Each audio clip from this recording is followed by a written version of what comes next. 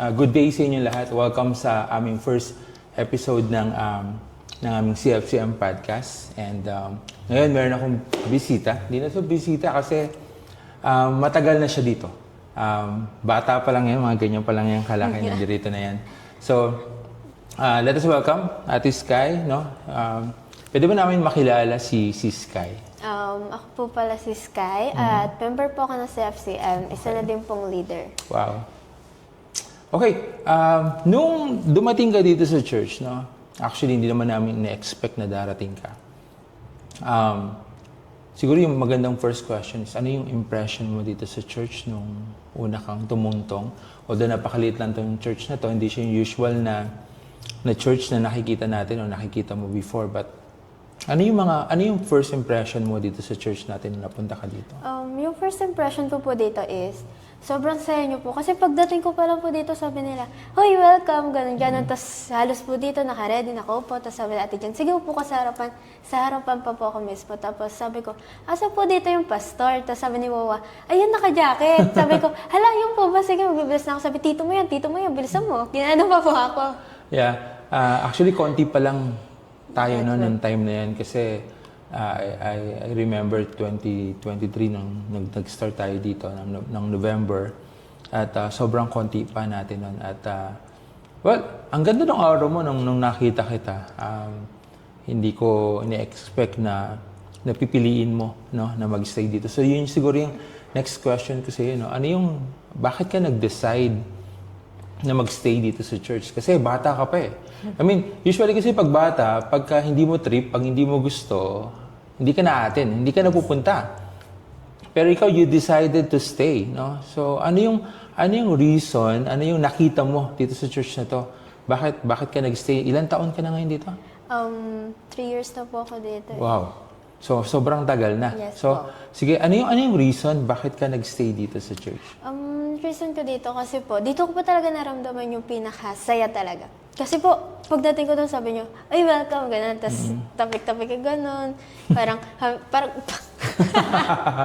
gano'n po. Tapos si tita din po, is nakikita ko nga po kala tita. Ayun.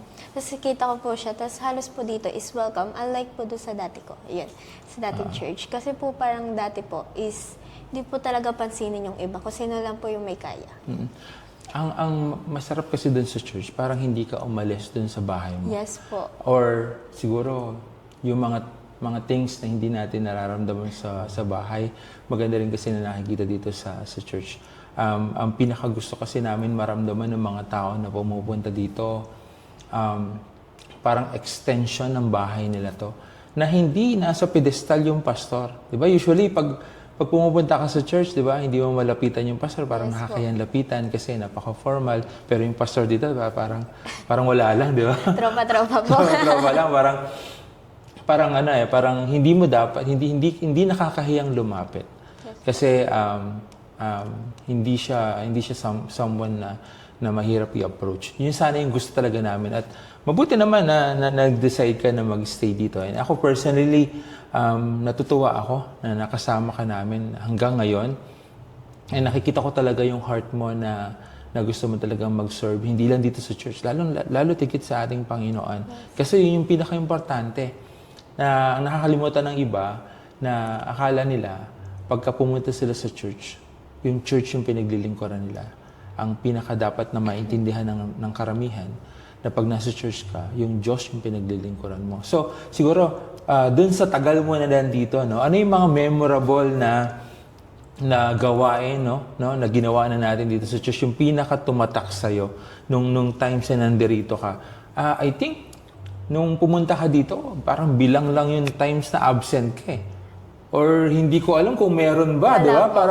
Parang mas masipag ka pa sa akin. Di joke lang.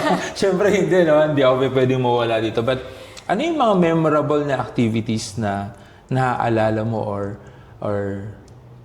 siguro pag na-remember mo parang mapapangiti ka na lang? Yeah.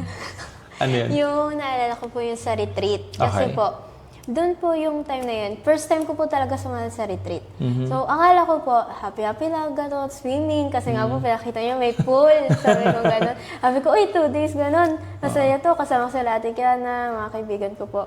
Tapos, sabi ko, parang iba po yung nangyari doon. Kasi po, parang marami po ako na-realize. Hindi po parang, may na-realize po talaga ako. Tapos parang, nagbago na talaga ako. Ganun. Nung bago mag-end yung retreat, meron kayong notes eh. Yes. Alam nyo, every time na madi-discourage ako, kasi siyempre, di ba, hindi naman lahat ng nakasama natin doon. Nandirito pa rin hanggang ngayon. So parang sana naalala nila yung experience nila nung time na nag-retreat sila. Sana every time na maiisip nila na hindi na ako a-attend ng church, sana maalala nila, ma-remember nila yung experience, yung learning. Nang sa ganun, yun yung mag-push sa kanila, ay hindi ako dapat tumigil sa pagpunta sa church kasi doon sa church na yun, doon sa retreat na yun, kakaiba yung naramdaman ko nung time na yun. At ang sarap basahin kasi pagbabasahin mo yung mga nandun, sasabihin niya, unti-unti na po ako nagbabago. Sayang, unti-unti, hindi pa natuloy yung iba eh, no? Sana natuloy na lang para at least kahit pa paano nandirito pa sila hanggang ngayon. Pero ganun pa man, we respect kasi yung decision ng bawat isa pagdating sa pupunta ka ba sa church o hindi. As much as possible, we encourage you and others to stay. Pero pag nag-decide na rin kasi kayo na hindi kayo pupunta, I mean, decision pa nyo pa rin yun eh. So bukod pa dun sa retreat, ano pa yung memorable na naaalala mo na, kasi 2 or 3 years na nandito tayo. So ano pa yung mga iba pa na tumatak talaga sa'yo? Yung fellowship po. Kasi doon po kami nagkakilala lahat po. Pati yung mga di ko po ka-close. Oo. Di ba? Parang andiit lang nung resort pero ang dami natin. Tsaka may rule tayo nun eh. Ano yung rule natin nun? Bawal po bumukod sa isa. Okay. Buti naiintindihan mo yan. At nakakatuwa lang kasi although maliit lang yung place, tadawin yung mga pagkain natin nun. Puro? Hotdog. Puro hotdog. Kasi nagpadala ako ng food, lahat dinala nyo hotdog. Iba-iba lang yung size, iba-iba lang yung flavor. May cheese tsaka merong regular na hotdog. Pero anyways, ang maganda kasi doon, masaya. Masaya dahil sabi ko, itong fellowship na to, talagang ang bonding lang talaga tayo. So bukod doon, meron ka pa bang naaalala na activities? Sport Fest po natin last year, tsaka yung SCS po. Mas tumatak sa SCS kasi mas nakilala nila ako, Ate Sky. Kada dumadaan po ako sa bahay, Ate Sky, gano'n po. Hanggang ngayon, nare-recognize ka pa rin yung mga Opo. students mo? Minsan po pumupunta po doon sa bahay namin, sabi, Ate Sky, kailan po ulit start nung sa SCS niyo? Ganun. Di ba yun yung sinabi ko sa inyo? Pagka nagsimula tayo o nagsimula kayong magturo sa mga bata, ang tendency niyan, minsan mga binata na yan. Atis kay pa rin ikaw sa kanila. Yun yung maganda na kasi minsan sa bakasyon nila ay meron kang naituro sa kanila. Mag-pray or yung mga stories na shinare niya sa kanila. Yun yung magandang part nun eh. Na kahit matagal na panahon na, minsan magugulat ka na lang, Ate Sky, sino yun? Parang antanda na, di ba? Parang antanda mo na. So parang minsan hindi mo na maalala kung kailan o kung saan mo siya na-meet, pero kilala ka pa rin niya. Yun yung maganda doon. So kung sa lahat ng mga binanggit mo na activities, ano yung isa na gusto mong balikan? Yung retreat. Yung retreat. Yes po. Okay. Kasi doon po ako mas nagbago, matured, ganun po. Kasi mas may na-realize po ako. Tapos lumapit po yung feelings ko sa mga magulang ko po. Kasi syempre, kaya nga siya tinawag na retreat. It's something for you to recall. Ano na ba yung buhay mo? And karamihan talaga, pag sinabi mong retreat, yun talaga yung time mo na in-spend mo for you to experience God. Kasi nga, encounter retreat yun eh. So, kumbaga, in-expect natin na yung mga tao na nandun ay ma-encounter nila si Jesus. At I think yun yung nangyari sa'yo. Kaya, syempre, parang hindi mo siya talaga makakalimutan dahil hindi sa lahat ng activities ng church merong ganun. Actually, nilaban ko lang yun eh. 'Di ba? Libre lang 'yon. Yes po. Walang binayaran yung mga youth natin to stay there, pero yung mga friends natin from Singapore, tinulungan nila tayo na mairaos yung retreat na yun. And this next year na, no? Yung year 2 ng Encounter, which is hindi ka nakasama. Kasi yung mga hindi naka-attend ng encounter retreat natin, sila yung pupunta ng encounter retreat natin. Pero, lahat ng umattend nung first encounter retreat, doon na sila sa susunod na retreat na pupunta, which is leadership retreat na yun. Yun naman, level up na. Hindi kasi pwede na yun lang. I mean, level 1 lang. Kailangan nagle-level up yung mga uma-attend ng church. Lalo, syempre, pag nagkakaedad kayo, di ba? So, dapat nagmamature din yung faith, yung pananampalataya natin, no? Okay. Kapag tinanong ko na, ano na yung natulong sa iyo ng church pagdating sa pananampalataya mo? Kasi we're talking about faith eh. Kasi di ba, ganito yan eh, ang church, ang pinaka-use ng gamit ng church ay ma-develop yung pananampalataya ng mga miyembro. Kaya hindi gumagana yung church pagka hindi nakakatulong ito na ma-develop yung faith o ng pananampalataya. Ngayon, ang tanong ko, dahil matagal ka na nandito, Ate Sky, ano na yung mga naitulong sa'yo ng church na to para mag-grow yung faith mo? Honestly po, is yung nagka-faith na po ako ng pagdating dito pa lang po. Like, kada nagkakaproblema po ako, bigla po akong, sabi, kaya ko to, may pangawakan akong verse, which is yung Philippians 4:13 po, yung kakayanin mo lahat kasi bibigyan ka ng lakas ni Christ, gano'n po. So sabi ko, kakayanin ko to, lalo na po, this year, nagkaroon po ako problem sa pag-aaral kasi, takot po ako sa isang teacher ko. Nakwento mo sa kanya dati. Tapos yun, sabi ko, kakayanin ko to, bakit? Sino ba siya? Parang katakutan ko, may naman ba siya sa Diyos yun. Parang, doon ko po nagamit yung pinaka-faith ko na wag kang sumuko sa ganyan. Tapos isa pa po doon is, babad po ako nun sa mga activities, essay, lahat-lahat na po. Sabi ko, ano gagawin ko? Hindi ko na kaya. Umiyak po ako nun para mag-pray sa kanya. Pero pagdating po nun, sabi ko, yun na pala yun. Ngayon nakakatayo pa ako sa sarili ko na, parang kakayanin ko pa na. Kuha nga po ako ng grades na mataas niyo po. Okay. That's a good learning and sharing na. So, nung wala ka pa sa CFCM, nung wala ka pa dito, pinag-uusapan natin yung pananampalataya. Ano yung understanding mo pag pinag-usapan ng faith, nung wala ka pa sa CFCM, ano yung pagkaintindi mo doon sa pananampalataya? Yung pananampalataya lang po sa akin is, pupunta ka na sa church, okay na yun. Parang narinig niyo po yung sermon na galing sa inyo na, sabi, kunwari po, nag-sermon po kayo ngayon, sabi ko, okay, tapos labas na ako. Hindi ko na po kailangan apply sa sarili ko. Ayun po yung pagkakalam ko. Pag nagdasal ako, sige, tapos na ako. Ang dasal ko lang po dati is, sana ganito. Paragi pong hiling walang sorry. Sana, walang sorry. Tapos, pananampalataya sa kanya. Yun po, parang, sabi ko, parang ang layo ko sa dating ako na ngayon. Kasi ano naman yung understanding mo pagdating sa pagsisimba nung wala ka pa dito sa church? Ayun nga po, papasok labas lang. Ang tiga saan yan? Simba, buwe? Simba. Buwe, no? Pagdating naman sa pananalangin, nung bang wala ka pa dito sa CFCM, nagpe-pray ka ba? Hindi niya, nabanggit mo na kanina, sana po, di ba? Okay. So, ganun lang ka-short yung prayer mo before. Po. Pero ngayon, kamusta na yung prayer life mo? Mahaba na po. Mahaba na? Yes. Mga Kasi, ilang minuto na?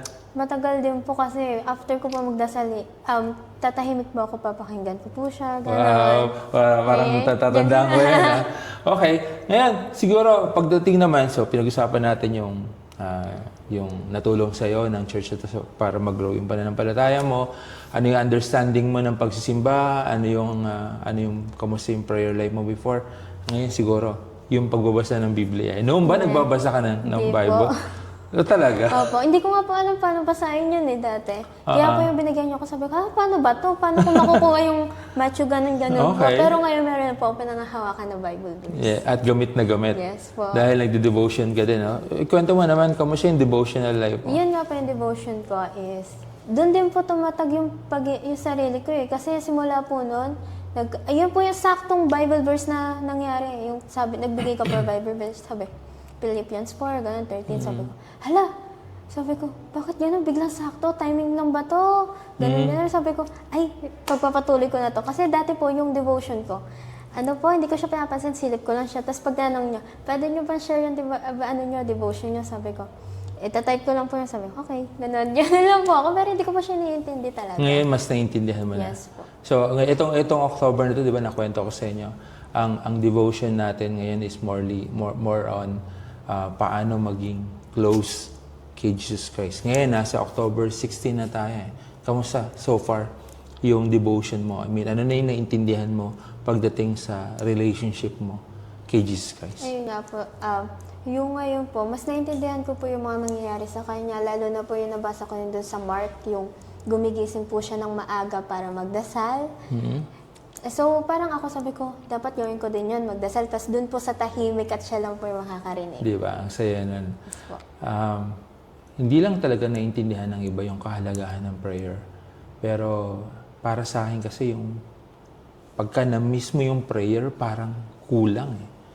Para sa akin, importante yung prayer kasi doon lang ako pwedeng magreklamo. Yes, doon lang ako pwedeng humiling. Doon lang ako pwedeng kung ano man yung gusto kong sabihin sa Diyos. Yun kasi yung kagandahan ng prayer na tinuruan ka ng tamang prayer. Kasi di ba, ang prayer ay pakikipag-usap sa ating Panginoon. And yung iba kasi medyo mali yung understanding ng prayer. Kaya mabuti, alam mo na yung meaning ng prayer. So, kumusta ka naman ngayon bilang anak? Ayan na. Natanda ko dati may sinumbong sa akin dati, no? Okay lang siguro, kwento ko naman. Noong pa naman tayo.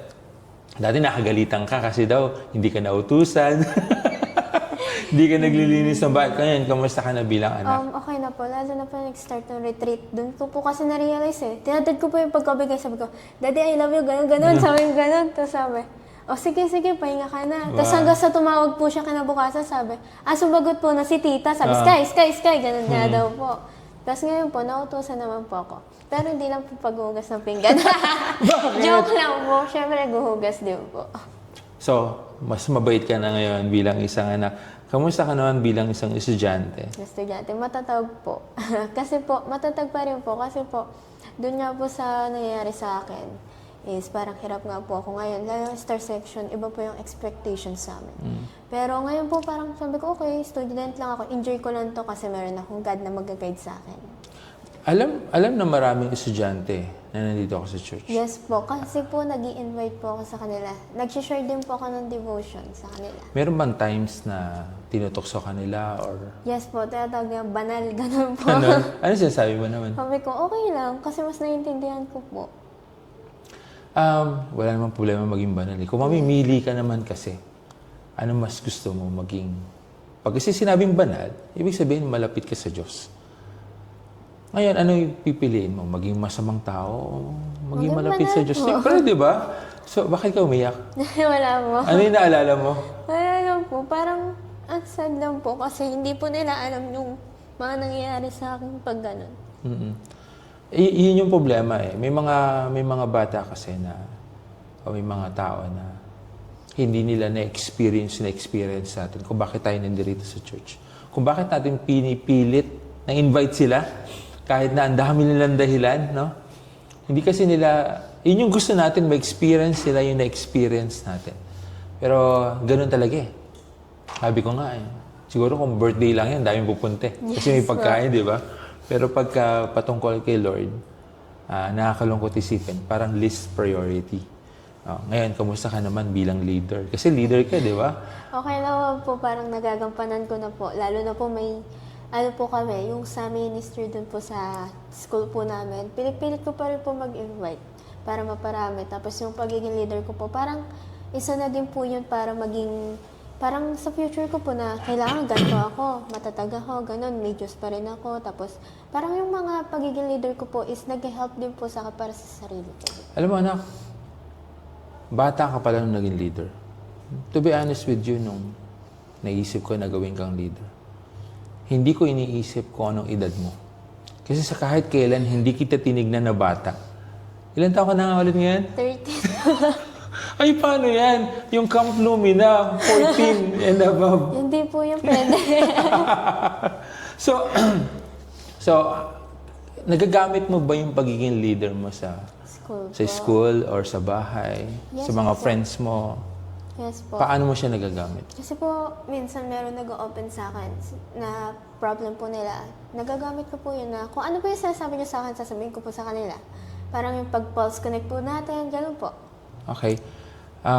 Siguro, ngayon, gusto ko malaman. Gusto ko siguro, baka pwedeng ikwento mo sa kanila. Ano yung mga ginagawa mo dito sa church? Saang ministry ka involved dito sa church? Doon po sa projector natin. Projector? Masaya naman po ako doon kasi pag praise and worship, ganun ako. Tapos parang minsan pag dulo na, tadadadada. Kasi nga pala bukod pa dun sa pag-handle mo ng projector, ano pa yung mga ilang part na nagawa mo na dito sa church? Yung pagre-ready din po ng mga sa atin, yung sa communion. Communion, tumutulong ka kay tita mo pagdating sa communion. Dati nag-lead ka rin ng dance. Yes po, ayun po. Ng dance nung ating anniversary. Po. Kamusta yung kamusta yung experience yung nakarating ka sa dam site? Yung dam site po, parang ang laki po ng pagkakaiba po ng buhay ko sa buhay nila. Kasi po sila, may faith po sila kahit may hirap sila. Pero yung iba pong mayayaman is wala. Parang, sige mayaman ako, kaya ko bilhin lahat, ganun. Pero sabi nyo nga po sa mga sermon nyo, pag mayaman kayo, tapos nabatay po kayo, is mabibili nyo ba yung Diyos para papasukin kayo? Yeah. Ang mahirap kasi sa mayaman, akala nila kaya na nila lahat. Akala nila okay na sila kung wala silang problema. Ang nakakalimutan kasi nila is yung nagbigay sa kanila ng mga bagay na meron sa kanila. Yun yung nakakalimutan nilang pasalamatan, yung nakakalimutan nilang paglingkuran. Ngayon, alam mo marami pang mga ministry dito sa church. Kung mamimili ka, sa mga pag gusto ma-involve. Gusto ko po sana mag-pause sa guitar. Narinig niyo yun. Gusto daw mag-pau sa Kasi po gitara. meron naman po kasi akong alam sa pagdating sa gitara. Lalo na po inaaral ko po yung kabutihan ng Diyos, ganun. Si Kuya Isip po narinig ako, sabi niya, gitara ako na ganun. Actually, di ba, every Sunday, pinopost natin lahat ng gustong mag-aral mag-gitara. Ba't hindi ka lumalapit kay Chris? Pumunta po ako nun kay Kuya Steve. Tapos sabi, sanay ka na pala eh. Sige, tumugtog ka minsan. Sabi ko, kaso nga po, hihirapan po ako paglilipat na po ng chords. Ganun. Ay, gusto mo isa lang chords. Hindi naman pwede yung isa lang.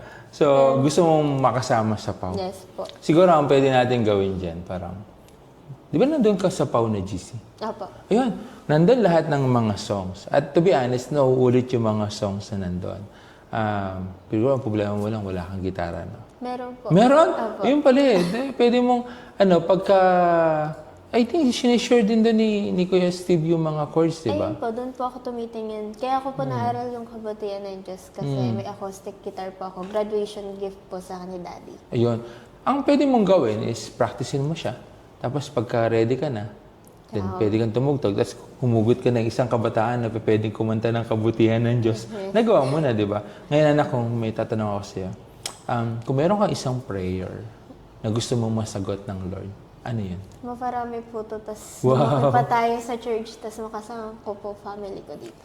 Yun ang pinakamainam sa lahat, di ba? Kasi pagka dumami yung church na to, sana nandun yung family mo. And every end of the month, nandun na si mama mo, di ba? Opo. And sana na makasama po yung iba pa. Kasi siyempre, importante na sa pag-serve sa Lord, nandun yung family mo. No? Ang sarap siguro feeling po. nung magkakasama kayo, di ba? Pangarap ko rin yan eh. Pangarap ko rin yan. And you pray, mahal mo naman, dumating yung time.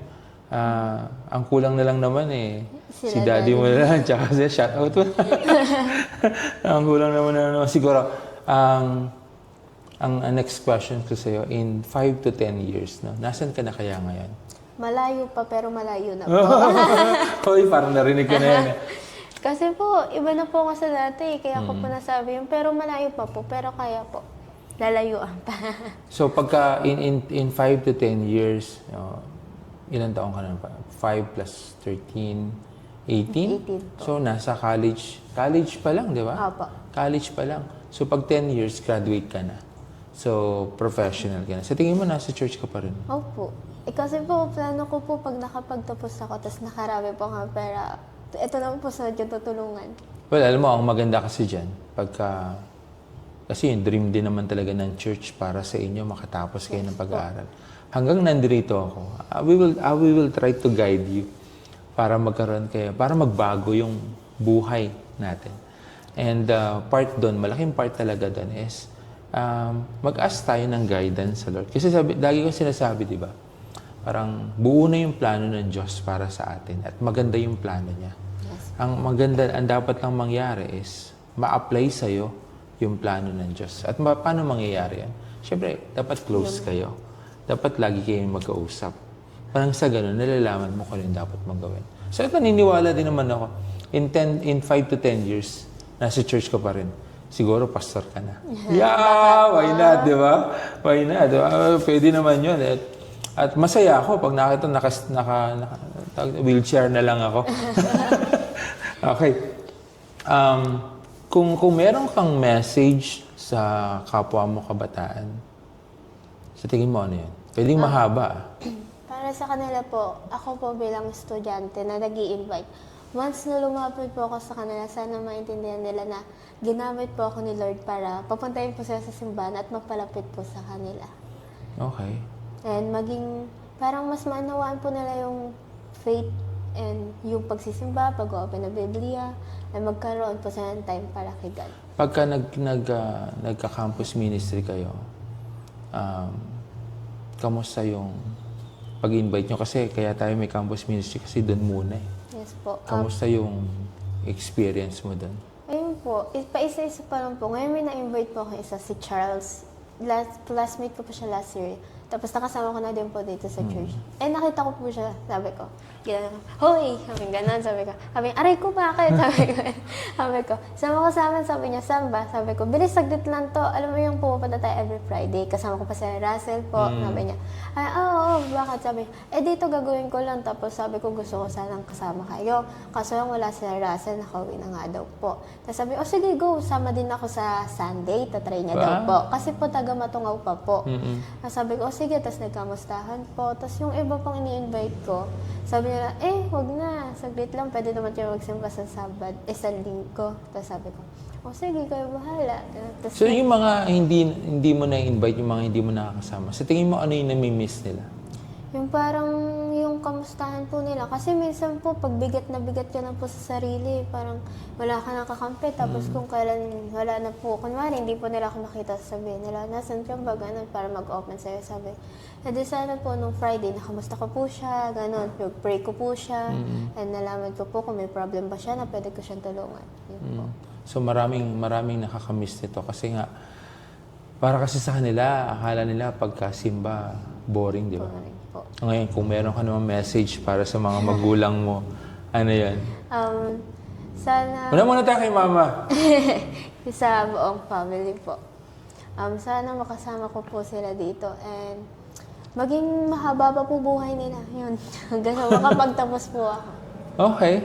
Well, yung prayer na maging malusog yung mga magulang, mahalaga yun na everyday binabanggit mo yan sa Lord. po. Hindi naman yun nakakalimutan ng Diyos. Pero ang nakikita kasi ng Diyos dito, yung pagnanais mo na ilapit sila sa'yo, ilapit yung mga magulang mo sa Kanya nang siya yung mag-alaga. Hindi naman nakukulitan yung Panginoon eh. Na-appreciate niya yung heart ng isang anak na gusto nung anak na yun, pangalagaan yung mga magulang niya. Yung ganun kaganda, hindi siya prayer na paulit-ulit eh. Kasi alam ng Lord na naiintindihan mo na hindi natin alam kung ano mangyayari sa araw ng bukas. Kaya nga pag pinag-pray mo yung mga magulang mo, naiintindihan ng Diyos na, kung bakit ito nagpipray sa akin kasi alam niya na tanging ako lang ang may kakayanan alagaan yung kanyang mga magulang. Ang ganda nun. Ang ganda nun na kahit na sabihin mo pa, Lord, baka pwede bukas ingatan mo ulit yung parents ko. Diba? Kasi naiintindihan ng Diyos yun kung bakit mo laging ipinagpipray yung mga magulang mo. Ngayon naman, siguro dun sa mga kapwa mo leader, ano yung message mo naman sa kanila? Sana magpakatatag po sila. Huwag po iwan yung church at magkasama pa rin po kami hanggang sa dulo. Hanggang sa lumaki po kami and kami na po yung mag-lead dito sa harapan. And then, yung final question ready ka na? Ready ka na? Yes. Ano yung understanding mo kay Pastor Owen? Bakit pinipigilan pa rin kayo muna na mag-boyfriend? Okay po. Kasi po gusto niyo po maging maganda yung future and makapagtapos po kami. Wala po kami pagsisihan sa dulo. Kasi nga po nasa huli ang pagsisisi. Yeah. At makasama pa po kami sa inyo. And sa mga magulang din po kasi namin parang di din po pabor eh. Ayun po. Sa tingin mo, hindi naman siya parang nasasakal naman Hindi kayo? naman po para sa amin, di naman po yun. Okay lang po siguro kahit paghanga lang, gano'n. Pero yung bawal. Di ba kasi sabi ko nga, di ba, pagka nagkaroon ka ng boyfriend o ng girlfriend, parang minsan parang wag nag-away kayo, iiyak ka lang. Yes po. Imbis na iiyak ka kasi nagugutom ka eh. So para sa'yo, okay lang yun. Yes po. Okay lang yun dahil hindi naman siya something na pinipigilan ka ng church na to eh. Para yun sa'yo. Tsaka isa din po dun, sakit sa ulo. Kasi kunwari, gusto mo umalis, may meeting kayong pulse ko, update ka pa, ay, alis ka pa, paano pag sinabi, hindi? Eh, di bala ka sa buhay mo. Kanina pa ako nagtatanong sa'yo. Kung meron kang isang tanong sa akin, ano yung gusto mong itanong sa akin? Ano ba? Yeah. Pag lumaki po kami is, patuloy pa rin po ba kayo dito and mag-serve para kay God? Parang, gusto ko po kasi palagi ikaw yung magme-message eh. Parang nasanay po ako eh. Ganito lang yan kasimple. Habang nandirito tayong lahat, syempre gusto rin namin yun. Nandirito tayo. Mag-grow tayo sabay-sabay. No, dahil ang buhay, lilipas yan eh. Lahat tayo tatanda. Pero ang sarap balikan. Yung sabay-sabay tayong, kayo naging successful, kami tumanda na dito, pero magkakasama pa rin tayo. And hoping, no? And praying, no? Sana hindi na tayo dito, nasa isang lugar na pagmimiyari na natin. And dumating yung time na kayo na talaga yung, alam mo yun, foundation ng church na to. Dun sa tanong mo na, gusto ko ba mag-stay dito hanggang sa tingin ko, okay ako doon. Dahil, ang sarap makita na yung next generation, which is your generation, at yung tatlo kong mababait na mga anak, yung generation nila, kayo naman yung magkakasama na nagsiserve sa Lord. At dahil nakita nyo na kung ano yung ginawa natin ngayon, itutuloy nyo lang siya at baka i-level up nyo pa pag kayo na. And gusto ko makita kung ano yung magiging future mo at Sky. Dahil kung babalikan ko, since 12 years old ka o 11 years old ka na magkasama tayo, ngayon ay 13 ka na, doon ko makikita na kung paano ka nag-grow bilang isang babae, nag-grow bilang isang anak, nag-grow bilang isang mananampalataya. Malay mo, sa susunod na panahon, mag-grow bilang isang pastor ng CFC. Why not? Okay. So, yeah. And thank you. Thank you for the time. Ganun lang kaikli. At ganun lang, at marami ako natutunan din sa'yo. And sana, ang prayer ko, magstay ka lang din dito.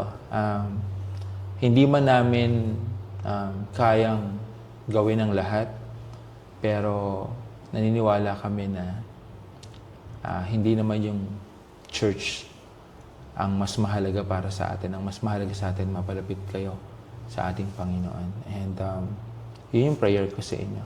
Every day na maging mas close pa kayo kay God. No? Sige. With that, maraming salamat sa iyo.